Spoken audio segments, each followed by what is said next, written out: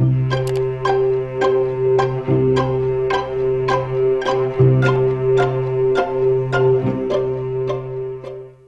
I began my career as a concert pianist, I was in my 20s. I had joined the contemporary music group Da Capo Chamber Players based in New York, and I found myself touring the country.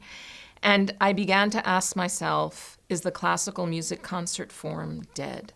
I couldn't help but wonder why the audiences were so different from me. I mean, the audiences were old, and the format was very predictable, and I had real concerns about the tameness and predictability of the whole scene, especially because the music that I was performing was far from that.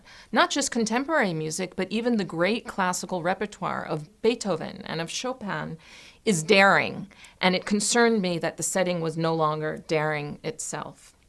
Then in 1990, I was teaching at Bard College in upstate New York, and together with Leon Botstein, we founded the Bard Music Festival. This really, in many ways, launched thematic programming, and it was within a very historical context. That was very exciting to me, and yet I think I was still interested in doing something even more adventurous. And in 1994, my career took a surprising turn when I came down to Houston to perform on the Da Camera series and encountered the Menil Collection. The Menil Collection is one of the most wonderful private art institutions in the world. It houses a world-class contemporary art collection known mainly for its surrealist collection, but also later 20th century and also primitive primal art. So it's a fantastic place to be doing concerts, which is where Da Camera has one of its series.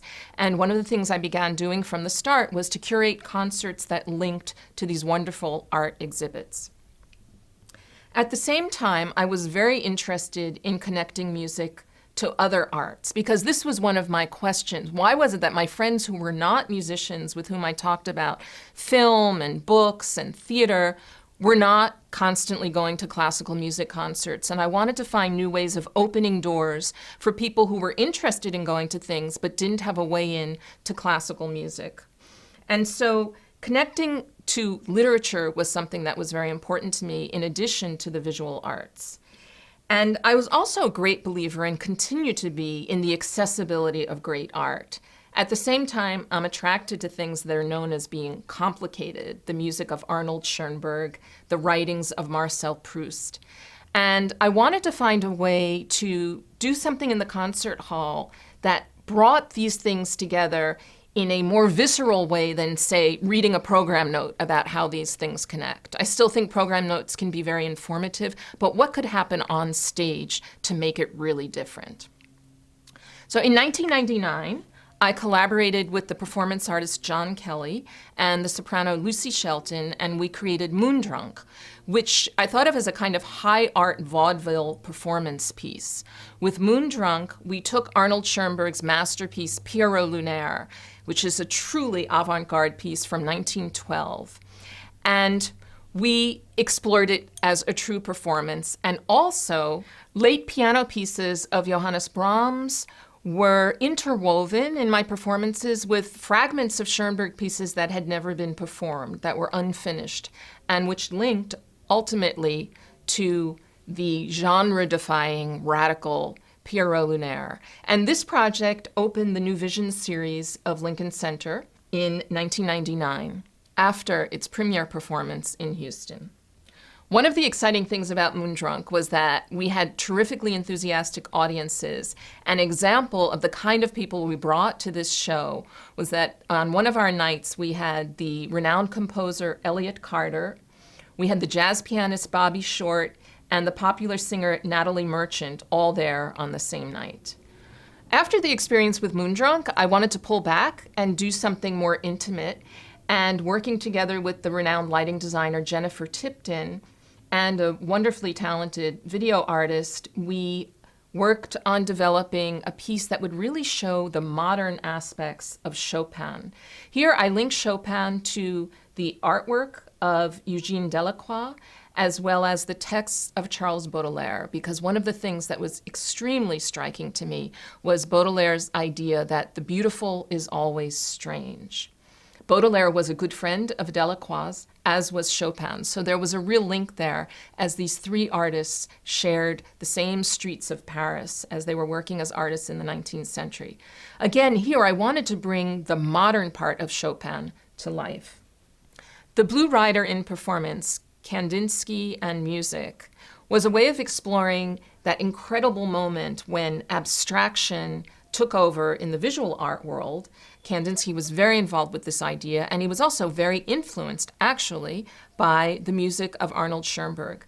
This work was originally commissioned by Works in Process at the Guggenheim Museum and was premiered at Miller Theater in New York, but then became subsequently a da camera production here in Houston. The Blue Rider Almanac had been a publication which brought together writings and music. There were first-time publications by Webern, Schoenberg, and Berg. And at the same time, the music of Alexander Scriabin was in there. So it was a fantastic way to be able to bring together the avant-garde of Russia and the avant-garde of Germany and in what was going on in Vienna. And this was one of the only places where this happened, and it was briefly lived before World War I. In the Garden of Dreams explores fin de siècle Vienna and how the music of Brahms and Schoenberg intersected with the visual art by Max Klinger and then Gustav Klimt. It really focuses on the idea of dreams as well, with texts from Sigmund Freud and even August Strindberg's A Dream Play. Here again, the fantastic visuals bring to life this music in a very dramatic way, and in fact, in the Book of the Hanging Gardens, Schoenberg's great vocal cycle is staged as though the protagonist is one of Freud's early patients. Our most recent piece was just premiered here in Houston in February, a Proust Sonata. And this was really a return to my earliest literary projects. We had a Music and Literary Imagination series, which was co-produced by Lincoln Center for 4 years, and one of my first programs had been on Proust. But now I wanted to take the experience I had with actually staging things and working with video and working with other elements to make a true theatrical work. Here, the brilliant actor Henry Stram enacts the texts of Proust in a way that is like Shakespearean soliloquies. And these intersect with musical performances that are carefully chosen from all of the music that Proust mentions in his great work In Search of Lost Time. This is really an ideal work for me to be inspired by, as it incorporates visual art and music, painting, and literature all come together in Proust's work. Here we see a salon which is populated by some of the figures who actually inspired Proust's characters. Here, 2 paintings of Whistler that are mentioned in the work come to life through the video work of Hannah Wasilewski as I perform Ravel's Une barque sur l'océan. An amazing thing happened at this time back in the beginning of the 20th century. This is kind of an initial version of music streaming. What you see there is a theatrophone, which was a machine that people could subscribe to. It was like a telephone, and you could call in to hear performances from the Paris Opera.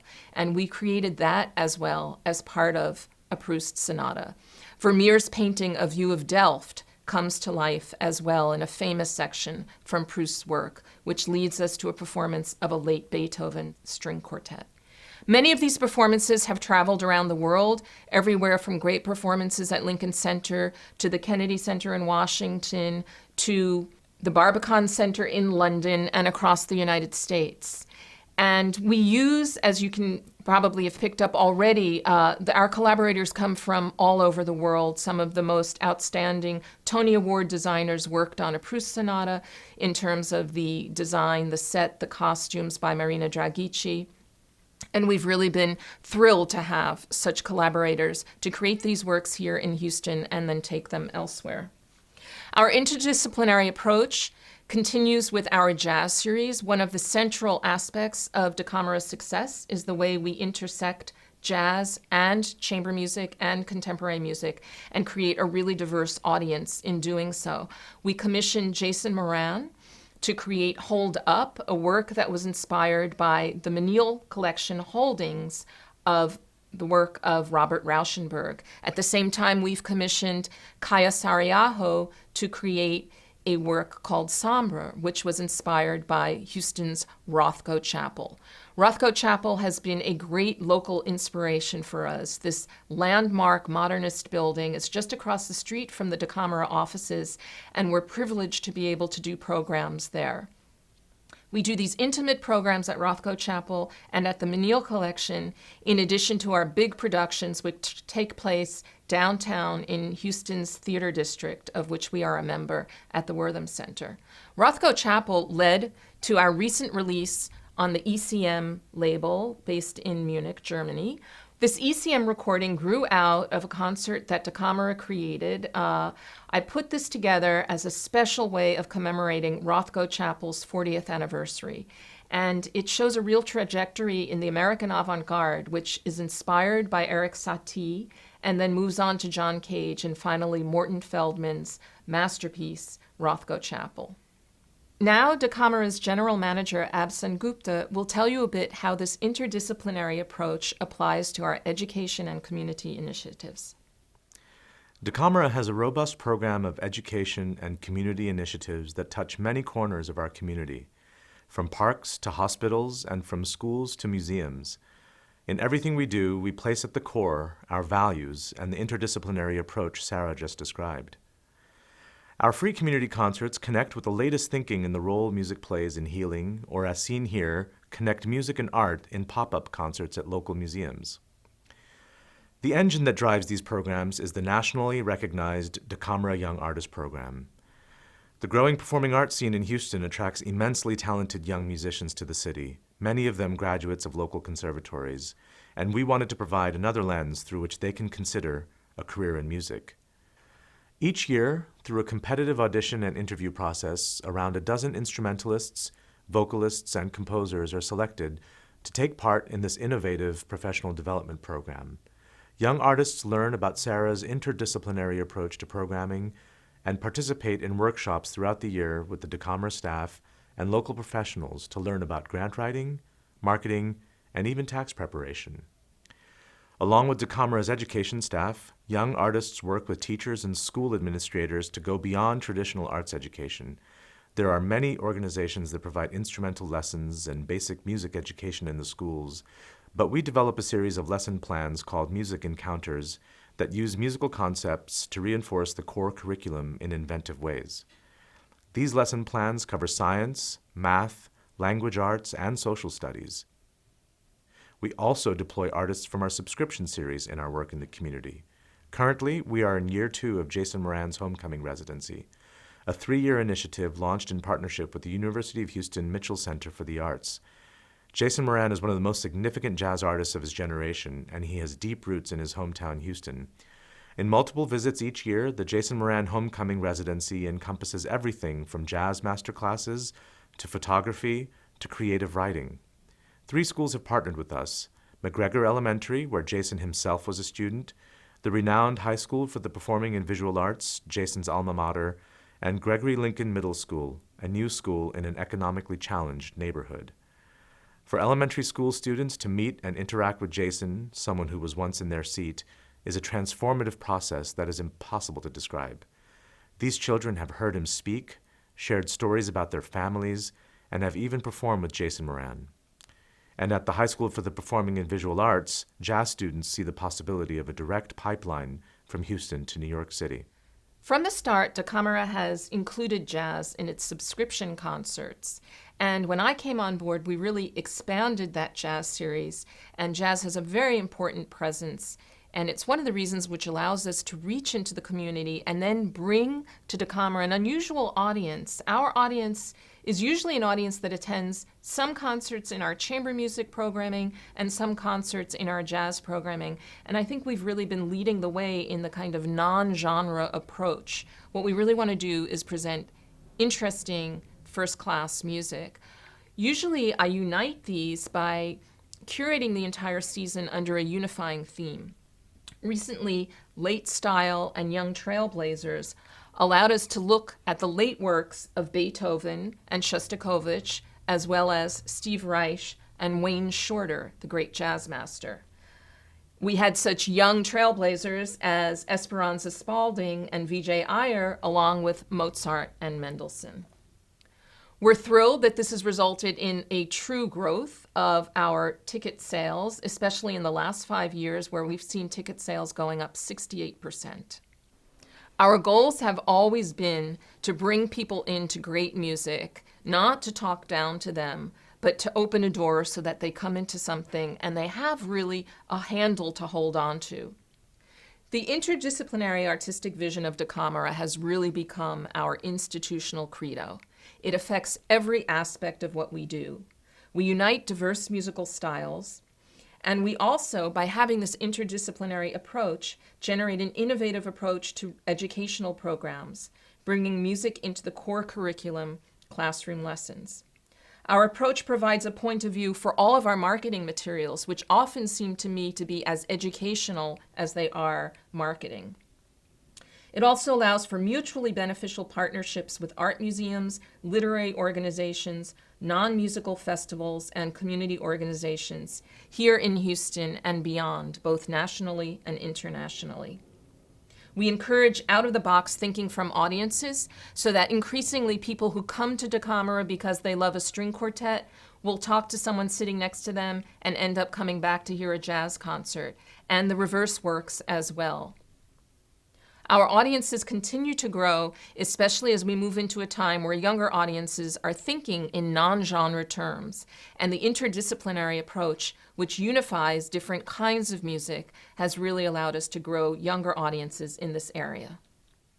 What's exciting about our approach is that taking a holistic view of the institution in terms of the artistic programming, the education programs, the way we market, how we engage with the community, has allowed us to really make a mark here. And I think it's more than just what goes on in stage. It's really about bringing music into people's lives and becoming a part of the community in a way that's deeply meaningful.